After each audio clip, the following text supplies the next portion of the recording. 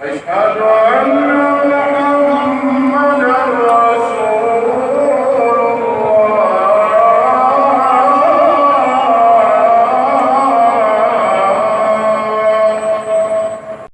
بسم اللہ الرحمن الرحیم۔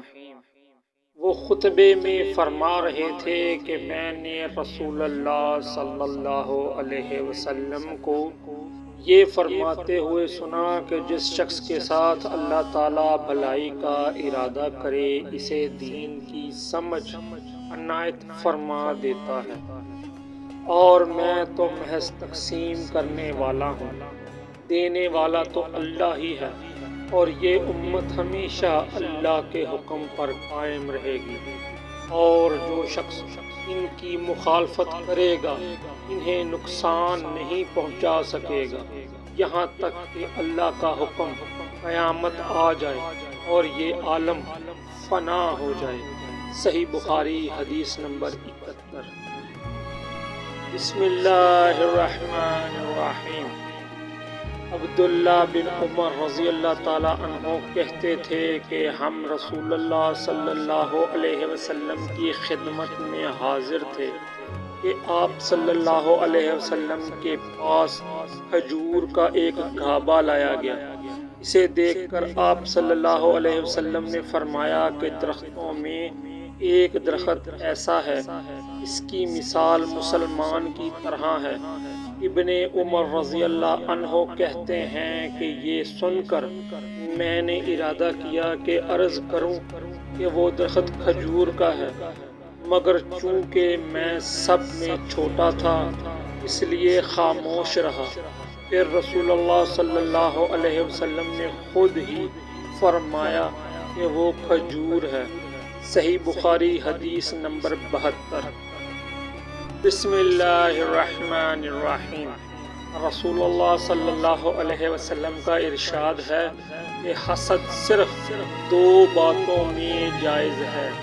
ایک تو اس شخص کے بارے میں جسے اللہ نے دولت دی ہو اور وہ اس دولت کو راہ حق میں خرچ کرنے پر بھی قدرت رکھتا ہو، اور ایک اس شخص کے بارے میں جسے اللہ نے حکمت کی دولت سے نوازا ہو اور وہ اس کے ذریعے سے فیصلہ کرتا ہو اور لوگوں کو اس حکمت کی تعلیم دیتا ہو۔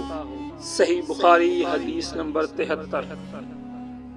بسم اللہ الرحمن الرحیم۔ رسول اللہ صلی اللہ علیہ وسلم کو یہ فرماتے ہوئے سنا ہے کہ ایک دن حضرت موسیٰ علیہ السلام بنی اسرائیل کی ایک جماعت میں بیٹھے ہوئے تھے کہ اتنے میں ایک شخص آیا اور اس نے آپ سے پوچھا، کیا آپ جانتے ہیں کہ دنیا میں کوئی آپ سے بھی بڑھ کر عالم موجود ہے؟ موسیٰ علیہ السلام نے فرمایا، نہیں۔ اس پر اللہ تعالیٰ نے موسیٰ علیہ السلام کے پاس وحی بھیجی کہ ہاں، ہمارا بندہ خضر ہے جس کا علم تم سے زیادہ ہے۔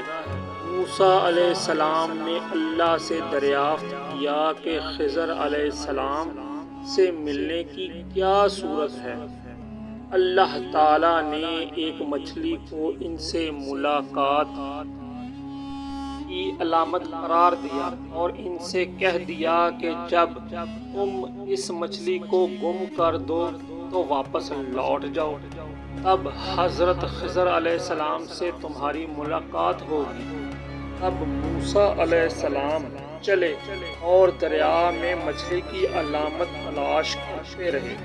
اس وقت ان کے ساتھی نے کہا، جب ہم پتھر کے پاس تھے کیا آپ نے دیکھا تھا؟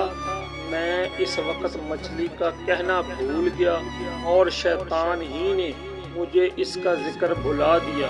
موسیٰ علیہ السلام نے کہا، اس مقام کی ہمیں تلاش تھی۔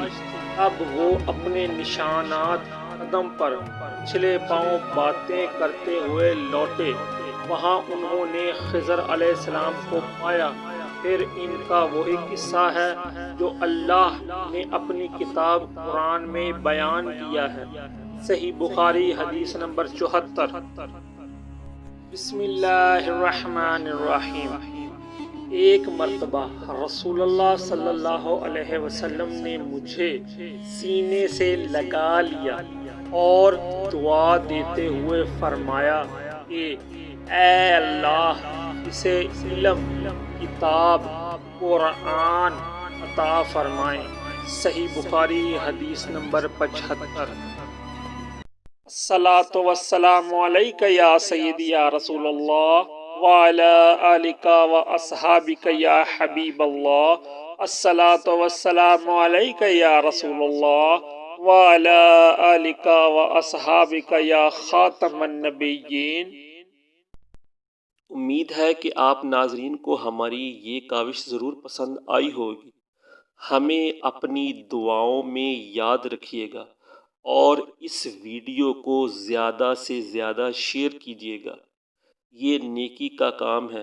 اور مزید ویڈیو کے لیے ہمارے چینل اسلامک سبسکرائب محمد کو ضرور سبسکرائب کیجیے گا اور اس ویڈیو کو واٹس ایپ اور فیس بک پر شیئر کیجیے گا۔ السلام علیکم ورحمۃ اللہ وبرکاتہ۔